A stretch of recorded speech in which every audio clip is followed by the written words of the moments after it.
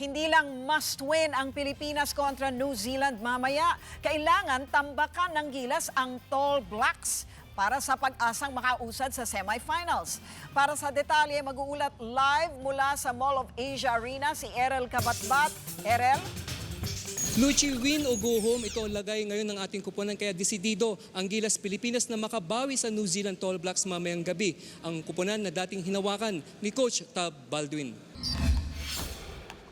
Seryoso ang Gilas Pilipinas sa kanilang practice sa MOA Arena kaninang umaga. Maliban sa ilang play, walang full scrimmage ang kuponan.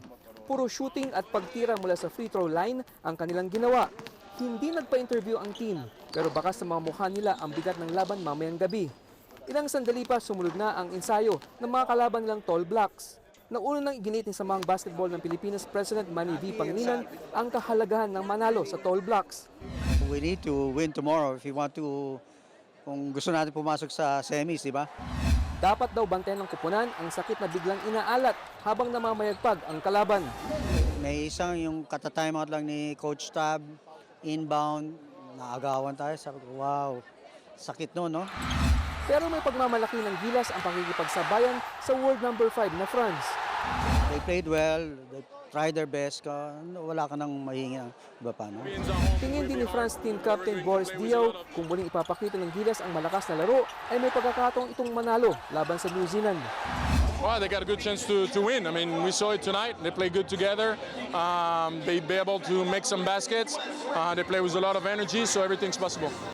Maging ang NBA legend at general manager ng Team Canada na si Steve Nash, hindi kinakaila ang tsansa ng Gilas.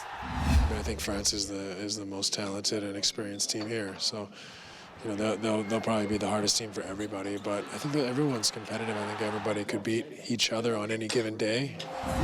Bilib din siya sa suportang pinakita ng mga Pinoy fans. I think it's fantastic to have the tournament here. You know, the country is so passionate about the game that it's really impressive to be here. Ngayong gabi, makakalaban ng Canada ang Senegal. Bagamat wala na sa kanila si Gorgui Dieng, ginit ni dating PBA import Hamadi Ndiaye na nais nilang gumawa ng kasaysayan kahit na tinuturing sila na dark horse. Luchi, hindi lamang panalo ang kailangan ng Pilipinas kontra New Zealand. Kailangan din tambakan ng Gilas Pilipinas ang Tall Blacks para maiwasan ang komplikasyon sakaling manalo ang New Zealand kontra France bukas ng gabi.